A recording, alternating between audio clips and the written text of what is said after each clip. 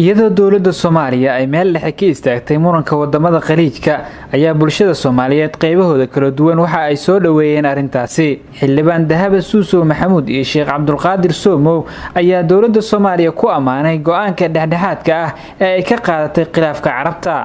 waxa kale aan soo jeedinayaa Sacuudiga Soomaaliya waa dal muslim ah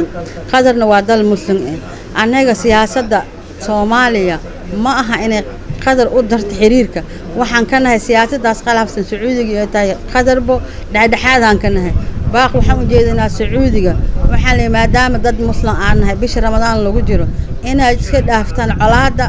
iyo dib u heshiisiin dib loo fiiriyo loo eego khilaafka waxa keen hadan Soomaaliya waxaan jecelnahay inaan ka mid noqono dhexdhexaad aan noqono Soomaalidana waxaan leenahay mowqif fiican baa qaadateen hadaad qaadateen in dadka walaalaha oo walaalihiin ah inaan gaaska loo sii badan ee adunku mowqif shariif ah oo walaanimo aad qaadateen ku adkeysdaan leenahay taas hadii ay cadaadintuna waa nooc ma min dagaal waa dawladda Sacuudiga waxaan leenahay arrimahaas oo dhanba dagaal in lagu xalliyo wada hadal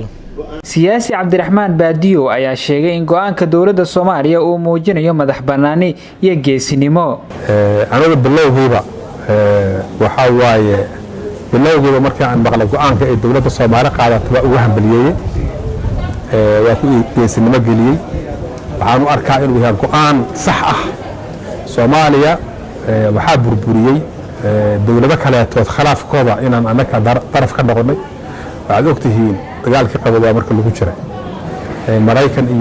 iyo Ruush istirsan inay maalba dhinac ma wadeen oo kala raacayna waxa la rabaa Soomaaliya waa dal burbursan inay siyaasad madax bannaan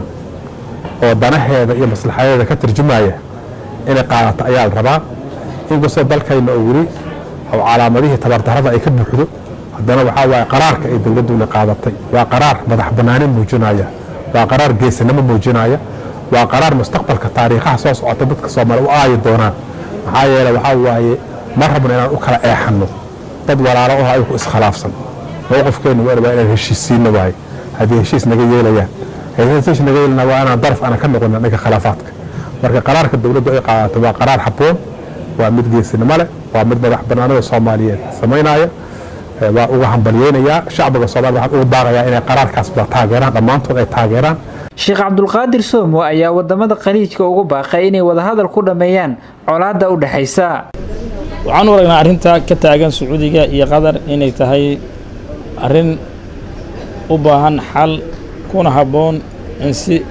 ahalnimo ah islaamnimo ah dirisnimo ah lagu xalliyo oo aan la isgoynin saadaradeer waxaan leenahay howlihiina ku dhameeya qaab diblomaasiyadeed iyo miiska wada hadalka waxaan dhammaan culimada caalamka ee joogta ugu baaqaynaa in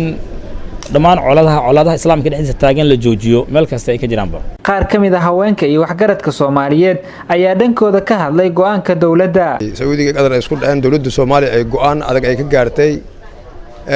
dawladda Soomaaliya oo ku taageersan arinka ay go'aanka ay gaartay markii hore marka labaad Sacuudiga waxaan leeyahay ha kala saarto siyaasadda iyo amaasha Ilaahay subhanahu wa ta'ala ha kala saarto oo ummadda maardi ay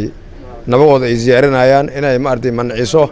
arrimahaas waxa way marka arrimo oo qaldan weeye waxaan leeyahay Sacuudiya arrimahaas ka joog baan leenahay insha Allah iyo qadar asgalsan ma qadar Soomaali misgalsan marka waliya diibasa hadii iyo kala sheer gareed in qadar xiriirka lenjara ha haysto Soomaali noolada jartay dad nooladaas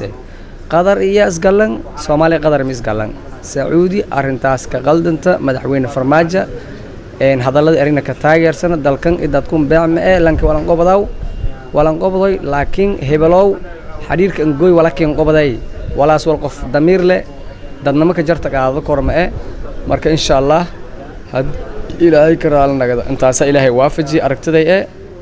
Sacuudiya Soomaali walan qobdaasan qobato laakiin ay kala sheer gareynay inay qadar qad ka linjar qadarna Soomaali xiriir la Sacuudina Soomaali xiriir la Aasha Umar Geestiin gudoomiyaha haweenka qaranka waxaan u arkaa khilaafka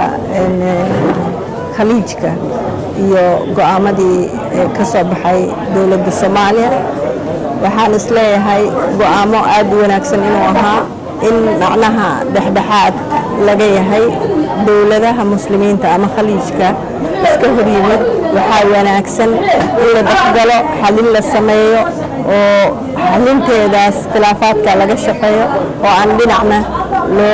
loo janjeerin. dowladda Qatar ayaa si weyn u beenisay eedeyn loo jeediyay oo ahayd inay taageerto ururada xagjiriinta ah. dhowr wadan ayaa xiriirka u jaray